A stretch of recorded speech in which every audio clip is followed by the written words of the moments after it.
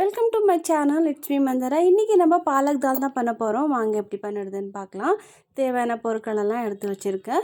இப்போ நம்ம ஸ்டவ்வில் குக்கர் வச்சுட்டு ஹீட் ஆனதுக்கப்புறமா 2 ஸ்பூன் ஆயில் ஆட் பண்ணிக்கலாம். ஆயில் நல்லா ஹீட் ஆனதுக்கப்புறமா இதில் பூண்டு 6 பல் எடுத்துருக்கேன். அது சின்ன சின்னதாக கட் பண்ணி அதையும் ஆட் பண்ணிக்கலாம். பூண்டு கொஞ்சமாக சிகப்பானதுக்கப்புறமா நம்ம இப்போ வெங்காயம் ஆட் பண்ணிக்கலாம். சின்ன சைஸ் வெங்காயத்தை பொடியாக நறுக்கி ஆட் பண்ணியிருக்கேன். இப்போ இதில் நம்ம தக்காளி ஆட் பண்ணிக்கலாம். ஒரு சின்ன சைஸ் தக்காளி எடுத்துருக்கேன். அதையும் ஆட் பண்ணிவிட்டு நம்ம நல்லா ஃப்ரை பண்ணிக்கலாம். இப்போ பார்த்திங்கன்னா வெங்காய தக்காளி நல்லா வெந்துருச்சு. இப்போ நம்ம பாலக் ஆட் பண்ணிக்கலாம். நான் இங்கே பாலக் மட்டும்தான் எடுத்திருக்கேன்.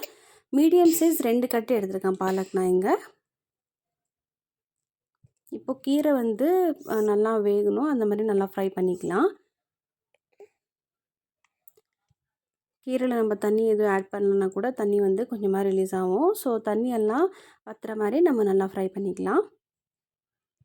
இப்போ பார்த்திங்கன்னா நல்லா ஃப்ரை ஆகிடுச்சு. இப்போ இதில் குழம்பு மிளகாத்தூள் 2 ஸ்பூன், 1/4 டீஸ்பூன் மஞ்சத்தூள், 1 ஸ்பூன் கல் உப்பு ஆட் பண்ணிக்கிறேன்.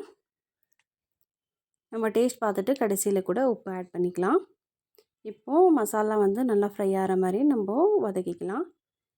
இப்போ நம்ம பருப்பு ஆட் பண்ணிக்கலாம். நான் துவரம் பருப்பை இங்கே 3 விசில் வச்சு எடுத்துருக்கேன். ஸோ அதையும் ஆட் பண்ணிவிட்டு நம்ம மிக்ஸ் பண்ணிக்கலாம். சில பேருக்கு பாலக் மட்டும் போட்டு செஞ்சால் அவ்வளோவா பிடிக்காது. பட் ஆனால் இந்த ஸ்டைலில் பண்ணி பாருங்கள், சூப்பராக இருக்கும். புளி தண்ணி நம்ம இங்கே ஆட் பண்ணிக்கலாம். எலுமிச்சப்பழ சைஸில் பாதி எடுத்துகிட்டு ஊற வச்சு எடுத்துருங்க. அந்த புளி தண்ணி ஆட் பண்ணிவிட்டு 1 டம்ளர் தண்ணி ஆட் பண்ணி மிக்ஸ் பண்ணிக்கலாம். இதை நம்ம நிறைய தண்ணியாக செய்யாமல் கொஞ்சம் திக்காக செஞ்சோன்னா நல்லாயிருக்கும். இப்போ குக்கரை க்ளோஸ் பண்ணிவிட்டு நம்ம ஒரு விசில் வச்சு எடுத்துக்கலாம். இப்போது இந்த ஸ்டேஜில் பருப்பு கீரை நம்ம கொஞ்சம் கரண்டிலே நம்ம ஸ்மாஷ் பண்ணிக்கலாம். இங்கே ஸ்மாஷர் வச்சு கூட ஸ்மாஷ் பண்ணிக்கோங்க.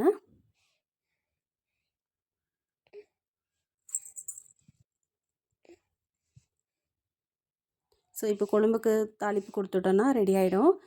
இப்போது ஒரு சின்ன கடாயில் 2 டேபிள் ஸ்பூன் கீ ஆட் பண்ணிக்கலாம். கீ ஹீட் ஆனதுக்கப்புறமா 1/4 டீஸ்பூன் கடுகு, சீரகம், 2 பச்சை மிளகாய், கொஞ்சமாக கருவேப்பிலை, பாதி வெங்காயத்தை ஆட் பண்ணி ஃப்ரை பண்ணிக்கலாம்.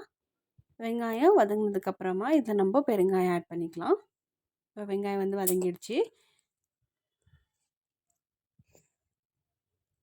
கொஞ்சமாக பெருங்காயம் ஆட் பண்ணிவிட்டு மிக்ஸ் பண்ணிட்டோன்னா தாளிப்பு ரெடி ஆகிடும்.